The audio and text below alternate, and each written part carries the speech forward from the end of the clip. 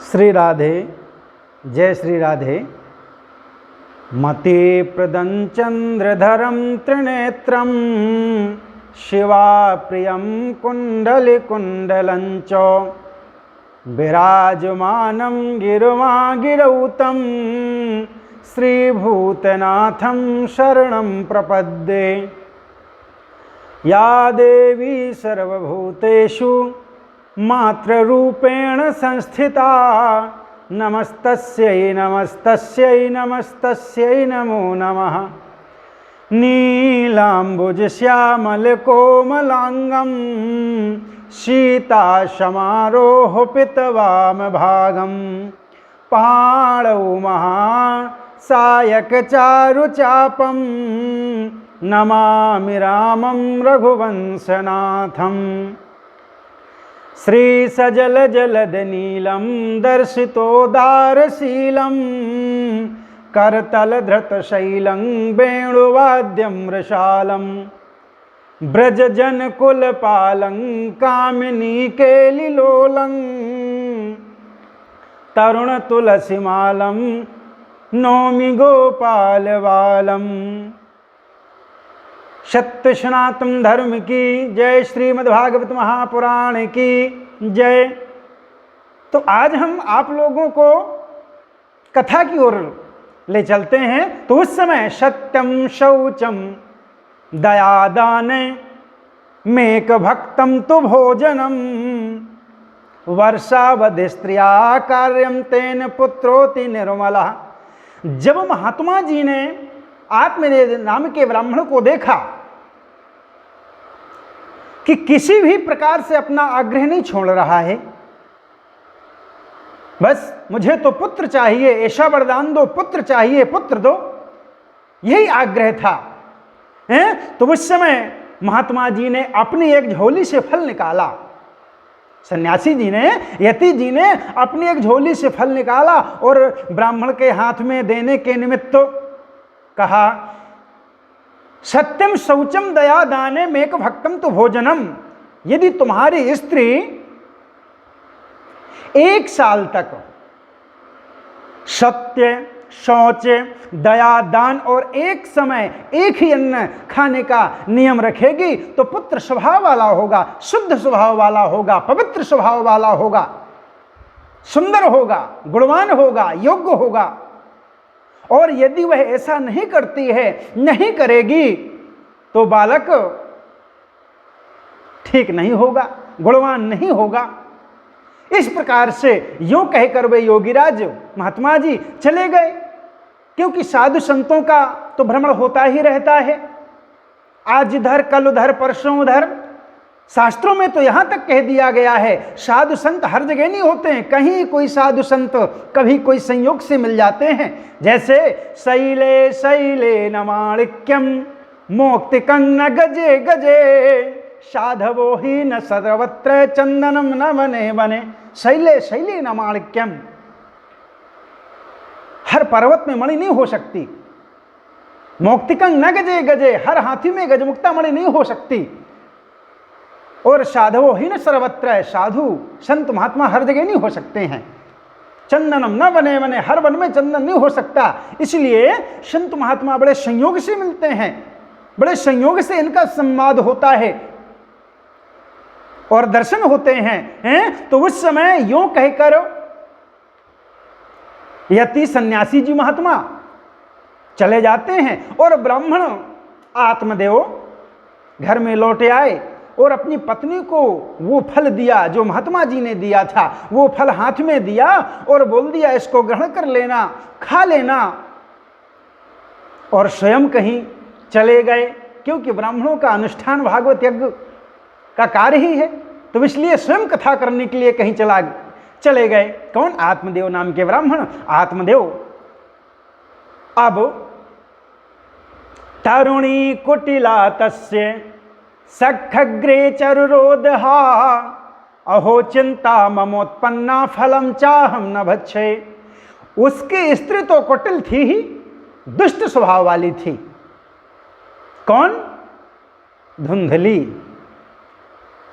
और कुटिल स्वभाव की थी। वह रो रो कर अपनी एक सखी से कहने लगी, पूरा पड़ोस वाली सखी से कहने लगी, अरे सखी मुझे बहुत बड़ी भारी चिंता है, मैं तो ये फल नहीं खाऊंगी, फल खाने से गर्भ रहेगा और गर्भ से पेट बढ़ जाएगा, फिर कुछ खाया पिया जाएगा नहीं और इससे मेरी शक्ति क्षीण हो जाएगी सखी, तब बता घर का धंधा कैसे होगा। और यदि दैववश कहीं गांव में डाकुओं का आक्रमण हो गया, कहीं चोर घुस आए गांव में, चोरों का आक्रमण हो गया, तो गर्भिणी स्त्री कैसे भागेगी, क्योंकि गर्भिणी स्त्री भागने में असमर्थ हो सकती है पेट बड़ा होने के कारण, पेट बढ़ जाने के कारण, इसलिए गर्भिणी स्त्री आने जाने में, भागने में असमर्थ हो सकती है, अर्थात वो भाग नहीं सकती है। और यदि कहीं सुखदेव जी महाराज की तरह एक गर्भ पेट ही में रह गया तो प्राणों से भी हाथ धोना पड़ेगा, अर्थात इसे कैसे बाहर निकाला जाएगा। और कहीं प्रसव काल के समय यदि ये गर्भ टेढ़ा हो गया तो प्राणों से भी हाथ धोना पड़ेगा। इसलिए यूं भी प्रसव के समय बड़ी भयंकर पीड़ा होती है सखी, मैं सुकुमारी हूं, भला यह सब कैसे सह सकूंगी, सहन कर सकूंगी। मैं जब दुर्बल पड़ जाऊंगी तब ननंद आएगी, ननंद रानी मेरे घर आएंगी और घर का सब माल मता समेट ले जाएंगी, क्योंकि वह चाहती ही ऐसा है। और मुझसे तो सत्य सोचादि नियमों का पालन बड़ा कठिन जान पड़ता है सखी। जो स्त्री बच्चा जन्म देती है, जो स्त्री बच्चा जनती है, बच्चे को जन्म देती है, उसे उस बच्चे के लालन पालन में बड़ा कष्ट उठाना पड़ता है, बहुत परिश्रम करना पड़ता है, कष्ट उठाना पड़ता है। मेरे विचार से तो बंध्या या विधवा स्त्री ही सुखी हैं। सत्य कहा गया है, जाके पैर ना फटी बिमाई, सो क्या जाने पीर पराई। जाके पैर न फटी बिमाई, सो क्या जाने पीर पराई। क्योंकि जो स्त्री बच्चे को जन्म देती है उसकी पीड़ा वो भी समझ सकती है, और स्त्री ने बच्चे को जन्म नहीं दिया वो क्या जाने कि प्रसव के समय कितनी पीड़ा होती। कहा भी गया, दूती न जानत राण को बालक, और कागे न जानत का को दही है, और सूमी न जानत दान को दान, गुलाम कहीं तलवार गही है, और मेघे न जानत ऊषण बागड़, आगे न जानत छानी नहीं है, और बालू की भीत अटारी का दौड़ब, ओ छेक प्रीत कहानी नहीं है। तो इस प्रकार से एवं कुतर्क योगेन तत्फलम नैव भक्षितम, पत्यापृष्टम फलं भुक्तं भुक्तं चेति तयेरितम। इस प्रकार से एवं कुतर्क योगेन, मन में नाना प्रकार के कुतर्क किया, नाना प्रकार के तर्क वितर्क क्रिया, तरह तरह के कुतर्क उठने से तत्फलम नैव भक्षितम, उसने फल नहीं खाया, उस फल को ग्रहण नहीं किया, सन्यासी जी का दिया हुआ फल नहीं खाया। कौन? धुंधली ने। और विचार करते हैं, यदि मुझसे मेरे पतिदेव आत्मदेव पूछेंगे क्या तूने फल खा लिया, तो मैं कह दूंगी कि फल खा लिया, असत्य बोल जाऊंगी। इस प्रकार से पत्यापृष्टम फलं भुक्तं भुक्तं चेति तयेरितम। एक दिन एकदा भगिनीं तस्यास्तद्गृहं स्वेच्छया गता, तदग्रे कथितं सर्वं चिन्तयन् महति में। एकदा शब्द इधर भी आया, अर्थात तो एक दिन उसकी बहन धुंधली की छोटी बहन हैं, एक दिन धुंधली की छोटी बहन, किसी ने बुलाया नहीं उसको, एकदा, एक बार अकस्मात तो एक दिन उसकी बहन अपने ही आप उसके घर आई, धुंधली के घर आई, तब उसने अपनी बहन को वो फल वाला सारा वृत्तांत बहन को ही बता दिया। इसलिए बहन मेरे मन में बड़ी चिंता है इस बात की। मैं दिनों दिन दुबली हो जा रही हूं उस फल की चिंता में, टेंशन में। मैं इस दुख के कारण दिनों दिन दुबली हो रही हूं बहन, मैं क्या करूं?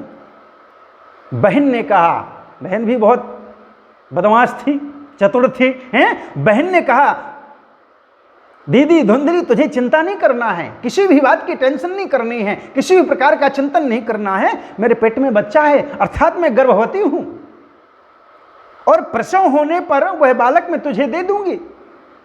तब तक तू गर्भवती स्त्री के समान घर में गुप्त रूप से सुख से रहना।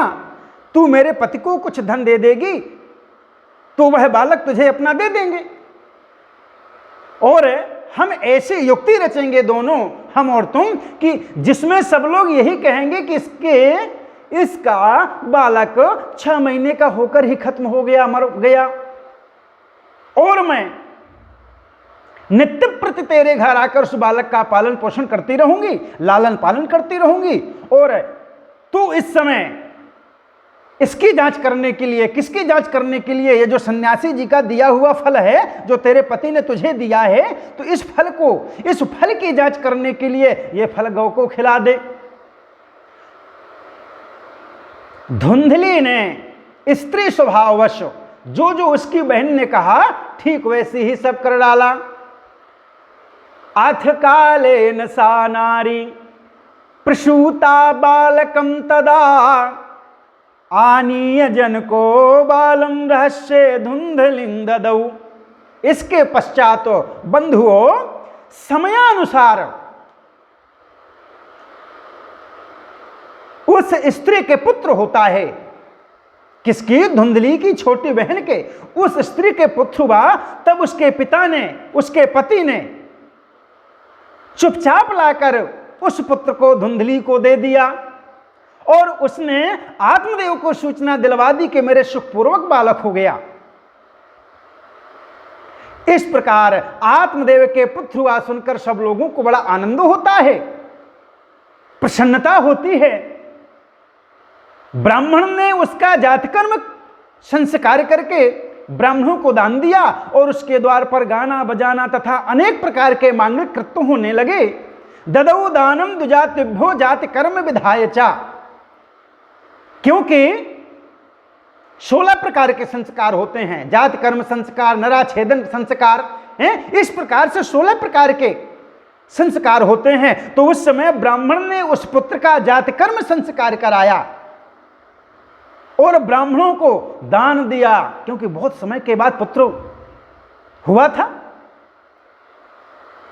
तो उस समय आत्मदेव के यहां पर नाना प्रकार के गाना बजाना तथा अनेक प्रकार के मांगलिक कृत्य होने लगे, अर्थात पुत्र उत्सव होने लगा। और धुंधली ने अपने पति से कहा, पति देवो, आत्मदेव से, पति देवो, मेरे स्तनों में दूध ही नहीं है, फिर गौवादि किसी अन्य जीव के दूध से मैं इस बालक के, अर्थात आपके बालक का, इस बालक का किस प्रकार से पालन करूंगी? जब उसका पुत्र हो तो स्तनों में दूध आवे, उसका पुत्र ही नहीं है तो दूध कहां से आए? श्री राधे। इसलिए मेरे बहन के अभी बालक हुआ था कुछ समय पहले,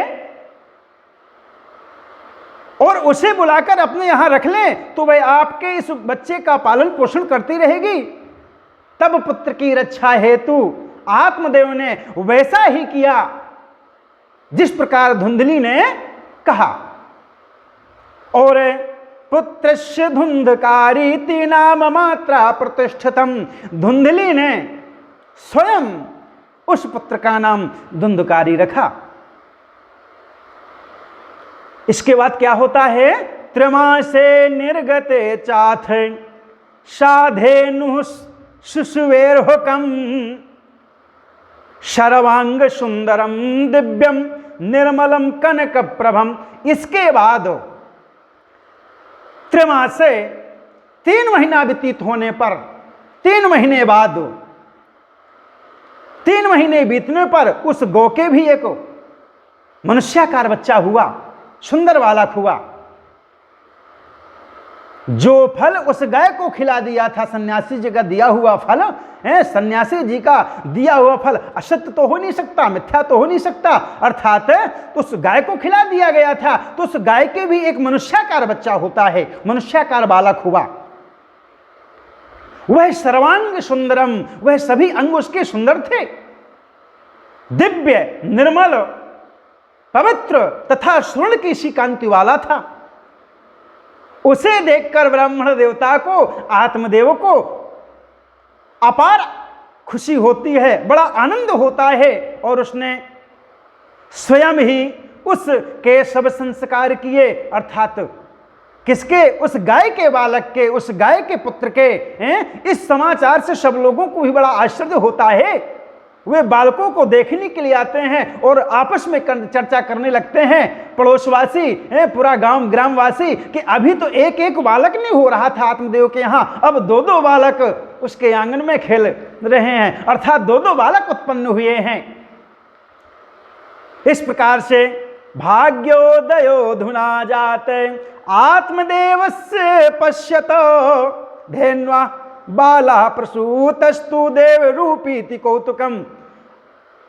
अरे भैया, कैसे आश्चर्य की बात है कि गौ के भी ऐसा दिव्य रूप बालक उत्पन्न हुआ और धुंधली के भी पुत्र हुआ। दैव योग से इस गुप्त रहस्य का किसी को भी पता नहीं था। मित्रों, बंधुओं, आत्मदेव ने उस बालक के गौके से कान देखकर उस बालक का नाम गोकर्ण रखा, क्योंकि गाय के समान जैसे कान थे, गाय के जैसे कान थे। जिस प्रकार गाय के होते हैं ना, ठीक उसी प्रकार उस बालक के कान थे, गाय जैसे कान। तो उस समय आत्मदेव ने अपने इच्छा अनुसार उस बालक का नाम गोकर्ण रखा, और धुंधली ने अपने मत के अनुसार, अपनी इच्छा अनुसार अपने पुत्र का नाम धुंधकारी रखा। तो इसलिए गौ के से कान देखकर उसका नाम गोकर्ण रखा गया, जो गाय से जन्मा बालक था। कि अत कालेन तौ जातौ तरुणौ तनयाबुभौ गोकर्ण पंडितो ज्ञानी धुंधकारी महाखला। कुछ समय व्यतीत होने पर, कुछ काल बीतने पर वे दोनों बालक, कौन? गोकर्ण और धुंधकारी, वे दोनों बालक तरुणौ तनया उभौ, दोनों बालक जवान हो जाते हैं, अर्थात बड़े हो गए, जवान हो गए। उनमें से तो गोकर्ण बड़ा पंडित और ज्ञानी हुआ, किंतु धुंधकारी महाखलाहा, किंतु धुंधकारी बड़ा ही दुष्ट निकला। एक पुत्र कुख्यात और दूसरा पुत्र विख्यात। धुंधकारी कुख्यात हुआ और गोकर्ण विख्यात हुए। तो इसलिए गोकर्ण पंडितो ज्ञानी धुंधकारी महाखला, गोकर्ण जी पंडित हुए और ज्ञानी निकले। पंडित किसे कहते हैं? सत असत विवेकनीय बुद्धि पंडा संजाता यशसा पंडिता। सत असत विवेकनीय बुद्धि पंडा यन संजाता यशसा पंडिता, जिसके अंदर सत्य और असत्य का विवेक है, बुद्धि का पंडाल है, भंडार है, उसी को पंडित कहते हैं। तो इस प्रकार पंडित और ज्ञानी हुए कौन? गोकर्ण जी। और धुंधकारी महाखला, धुंधकारी महान दुष्ट होता है, महान दुष्ट निकला। कैसा दुष्ट निकला? वेदव्यास जी लिखते हैं, स्नान शौच क्रियाहीनो दुर्भक्षी क्रोधवर्धिता। स्नान, शौच आदि और ब्राह्मणोचित आचारों का उसमें नाम भी नहीं था। किसमें? धुंधकारी में। और न खान पान का कोई परहेज था। किसके हाथ से मुझे भोजन ग्रहण करना चाहिए तो कर लेता था, किसके हाथ से नहीं ग्रहण करना चाहिए वो भी ग्रहण कर लेता था। अर्थात किसका छुआ हुआ मुझे अन्न भोजन ग्रहण करना चाहिए या नहीं करना चाहिए, इसका कोई परहेज नहीं था। किसमें? धुंधकारी में। और क्रोध वर्धिता, क्रोध उसमें बहुत चढ़ा बढ़ाकर था। किसमें? धुंधकारी में। वह बुरी बुरी वस्तुओं का संग्रह किया करता था। मुर्दे के हाथ से छुआया हुआ अन्न भी खा लेता था, ग्रहण कर लेता था। और चौरा सर्व जनद्वेषी परिवेश में प्रदीपक, दूसरों की चोरी करना, और सब लोगों से द्वेष बढ़ाना, द्वेष करना उसका स्वभाव बन गया था। किसका? धुंधकारी का। छिपे छिपे हुए दूसरों के घरों में आग लगा देता था, दूसरों के बालकों को खेल खिलाने के लिए गोद में उठा लेता और चटकुए में डाल देता था। इस प्रकार से दुष्ट था। कौन? धुंधकारी। हिंसा का उसमें व्यसन सा हो गया था। हर समय वह अस्त्र शस्त्र धारण किए रहता था और बेचारे अंधे और दीन दुखियों को व्यर्थ तंग करता था, परेशान करता था, मारता था, पीटता था। चांडालों का उससे विशेष प्रेम था। किसका? धुंधकारी का। बस हाथ में फांसी का फंदा लिए हुए कुत्तों की टोली के साथ शिकार की टोहे में घूमता रहता था, शिकार की तलाश में घूमता रहता था। तेन वेश्या कुसंगेन पित्रम वित्तम तो नाशितम। वेश्याम के जाल में फंसकर उसने अपने पिता आत्मदेव की सारी संपत्ति भी नष्ट कर दी थी। और एकदा पितरुताड्य, एक दिन माता पिता को मार मार कर, पीट पीट कर घर के सब सामग्री अर्थात बर्तन भाड़े उठा कर ले जाता है। जब आत्मदेव ने इस प्रकार से अपने बेटे धुंधली की करतूत को देखा,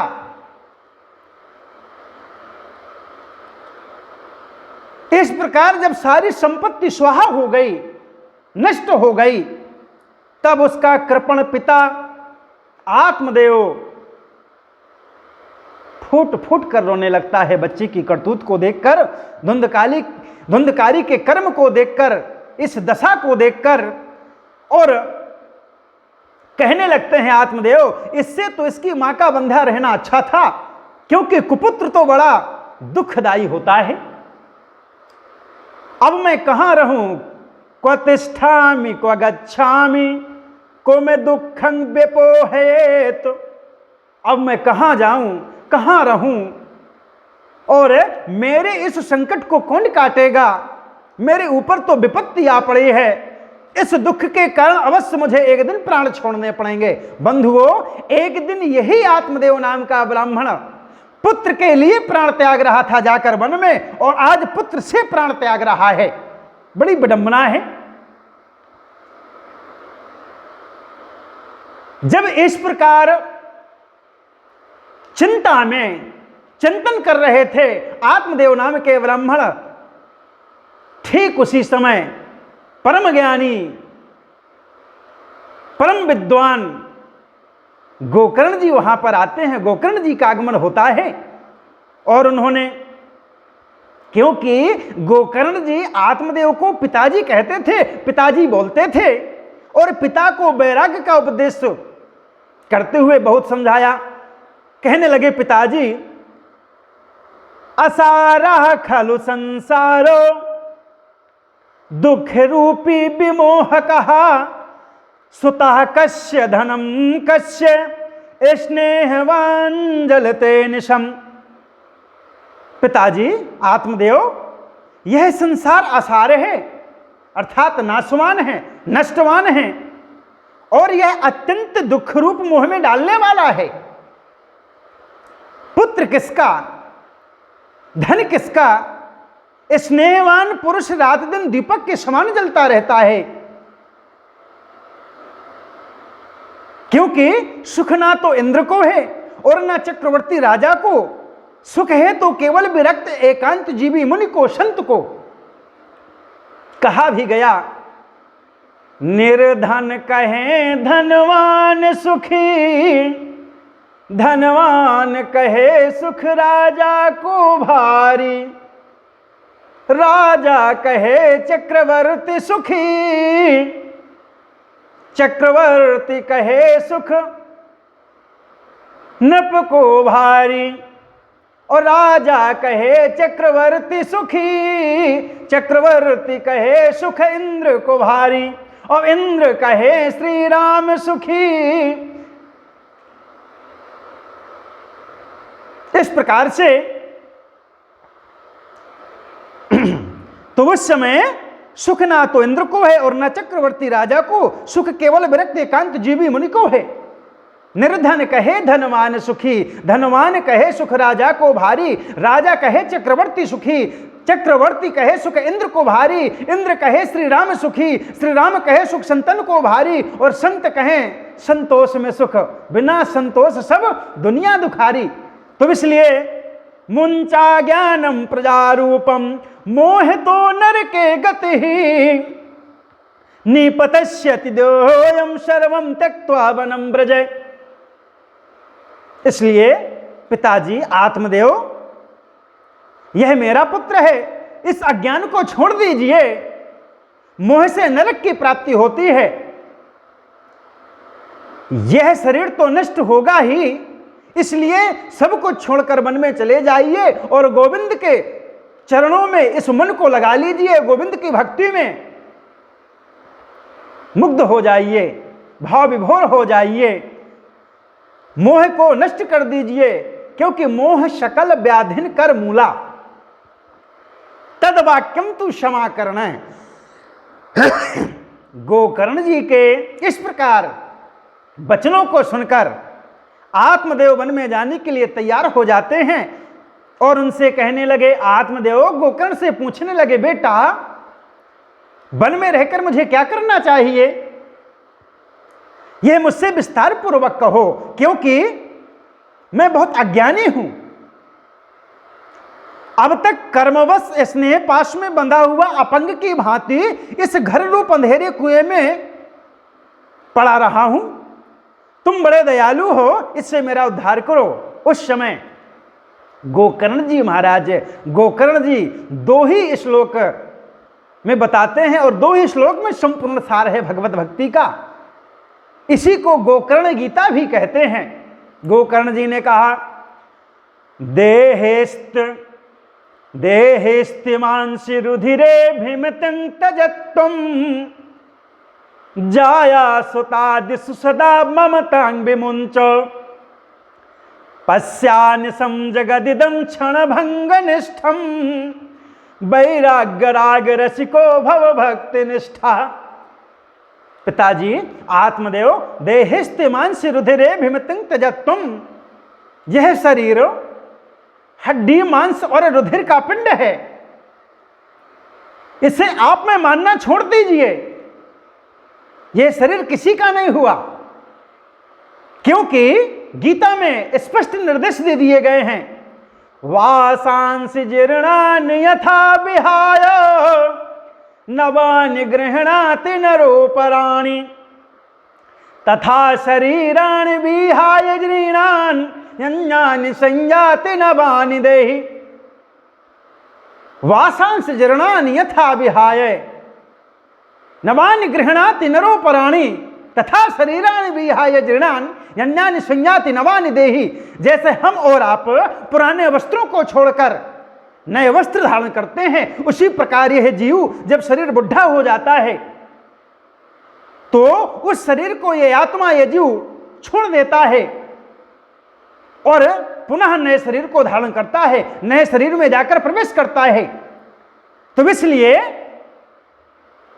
गोकर्ण जी ये पिता आत्मदेव नाम के ब्राह्मण से कहते हैं, आत्मदेव पिताजी, यह शरीर हड्डी मांस और रुधिर का पिंड है, इसे आप में मानना छोड़ दें और स्त्री पुत्रादि को अपना कभी ना माने। इस संसार को रात दिन क्षणभंगुर के समान जाने, क्षणभंगुर देखें, नष्टवान देखें। इसकी किसी भी वस्तु को स्थायी समझकर उससे प्रेम ना करें, राग ना करें। बस वैराग्य राग रसिको भव भक्ति निष्ठा, बस एकमात्र वैराग्य रस के रसिक होकर भगवान की भक्ति में लगे रहें, गोविंद के चरणों में लगे रहें, भगवान के कृष्ण की भक्ति में लीन हो जाएं। भगवत भजन ही सबसे बड़ा धर्म है। धर्मम भजस्व सततम त्यजलोक धर्मान, भगवत भजन ही सबसे बड़ा धर्म है। भगवान की भक्ति करना ही सबसे बड़ा धर्म है, यही सबसे बड़ी तपस्या है। और निरंतर उसी का आश्रय लिए रहें, अन्य सब प्रकार के लौकिक धर्मों से मुख मोड़ लें, सदा साधुजनों की सेवा करें, भोगों की लालसा को पास ना फटकने दें, पटकने दें तथा जल्दी से जल्दी दूसरों के गुण दोषों का विचार करना छोड़कर एकमात्र भगवत सेवा और भगवान की कथाओं के रस का ही पान करें। इस प्रकार से गोकर्ण जी ने पिता आत्मदेव को इस प्रकार से उपदेश दिया, ऐसा बतलाया। जब आत्मदेव जी ने गोकर्ण जी से पूछा तो इस प्रकार से बतलाया। इसलिए आप केवल भगवान के चरणों में लीन हो जाएं, भगवान के चरणों में भक्ति करिए, इससे बड़ा सुख कहीं नहीं है।